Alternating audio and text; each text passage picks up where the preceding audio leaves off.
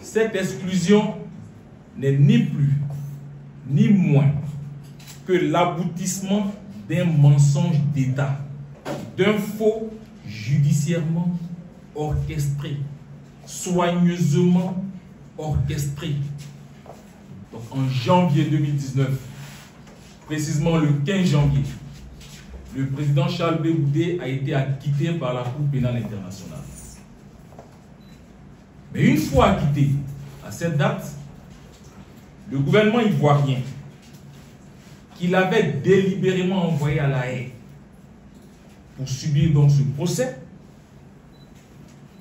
pour répondre de sa responsabilité relativement aux faits de la crise post-électorale, donc le gouvernement ivoirien, tout ont bu à décider, ici en Côte d'Ivoire, d'organiser en catimini un procès pour condamner le président Charles Blé Goudé à 20 ans d'emprisonnement. Tout le monde savait où le président Charles Blé Goudé était. Il était retenu à la Cour pénale internationale pour y subir un procès. À La Haye, où il a été envoyé par l'État de Côte d'Ivoire, le président Charles Blé Goudé ne s'est jamais enfui. Il ne s'est pas caché. Un commissaire de justice a même prétendu s'être rendu à Yopougon pour aller chercher le président Charles Blé Goudé. Comme du con. Ce jugement par contumace repose sur une fraude judiciairement préméditée. Un acte de manipulation destiné uniquement à servir une finalité politique, celle de parvenir à la radiation du président Charles Blé Goudé de la liste électorale et de l'écarter durablement de la vie politique ivoirienne. Une stratégie d'élimination mûrie et mise en œuvre par le gouvernement ivoirien. Parmi les 4 figures, les 4 personnalités qui faisaient l'objet d'un mandat d'arrêt, le président Laurent Gbagbo a été gracié, la première dame Simone Veil Gbagbo a été amnistiée, le général Dougou Blé a été gracié. Il n'y a que le président Charles Blé Goudé qui n'a bénéficié ni de grâce ni d'une amnistie. Il a attendu 3 ans pour avoir un passeport. Là où en Côte d'Ivoire, nous avons besoin de 3 jours. Même le compte bancaire de son assistante, crédité de 36 000, est toujours gelé. Et en dépit de la persécution dont il est l'objet, lui, il parle de paix. C'est lui qui tend la main. C'est lui qui appelle au dialogue. Mais non par faiblesse, mais par amour pour son pays.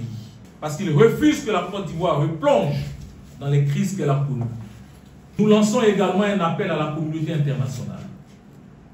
Nous ne voulons pas qu'elle vienne ici en Côte d'Ivoire en pompier. C'est maintenant qu'il faut agir. Il faut exhorter le gouvernement ivoirien à rendre cette élection inclusive afin de garantir la paix et la cohésion dans notre pays. C'est que nous allons mener toutes les actions pour parvenir à la réhabilitation du président Charles Blé Goudé.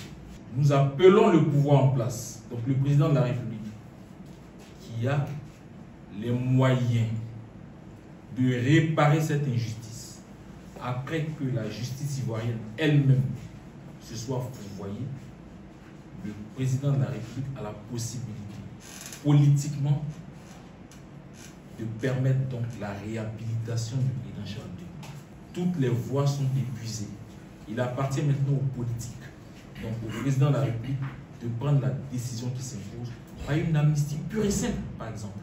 Nos instances vont se réunir et nous aussi, nous prendrons les décisions idoines, nous déciderons des actions appropriées afin de parvenir à la réhabilitation entière et totale du président Charles Blé Goudé. Nous continuons notre combat ici. Les actions à l'international, donc du point de vue diplomatique, mais ne sont pas en reste. On ne laisse pas tomber cette voie. Il ne faut pas laisser prospérer le fou. faut dénoncer, il faut condamner cette situation. C'est pour cela que vous, les journalistes, vous ne devez pas laisser faire. La presse est un quatrième pouvoir. On ne peut pas laisser la Côte d'Ivoire devenir ce qu'elle entend de devenir sous le pouvoir RHDP. C'est inacceptable. On veut l'asphyxier financièrement. Il est marginalisé administrativement. Et il est comme ça. Il se promène ici en Côte d'Ivoire avec une épée de Damoclès sur sa tête. 20 ans. Alors que tous les autres avec lesquels il était ont bénéficié d'une grâce ou d'une amnistie.